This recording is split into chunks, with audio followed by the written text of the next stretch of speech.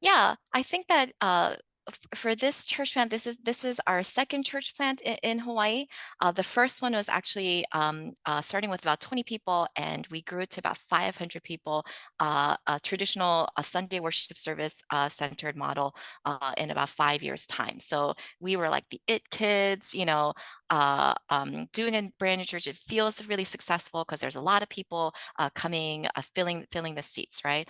3 years into that first church plant, I started asking a lot of questions around discipleship, just because it's one thing to fill a space with a lot of people. It was another thing to begin to examine what is the maturity level of that community. And we knew that that maturity level was really still pretty low.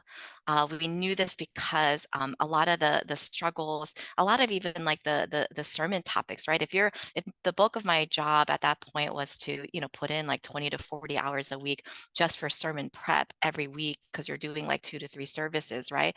Most of the topics are still geared towards a lot of like, for lack of better words, right? Self-help, self-improvement kind of topics, right? And so I knew that if we're 3 years in and we're still kind of talking about these things, these are still some of the struggles. People are still kind of going through the same ask for help, those kinds of things.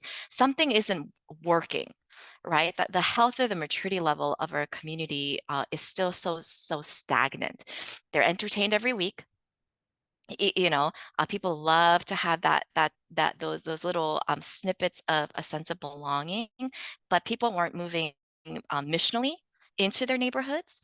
We knew that church or Sunday service was the only point of invitation that people had, instead of inviting them into their own lives or their family lives or their friend groups, or those, or what their neighborhood's doing. A lot of the invitation that felt missional, or the extent of missional invitation, was to Sunday worship service. So I knew that something was off, and a lot of the thinking around centering discipleship actually started there.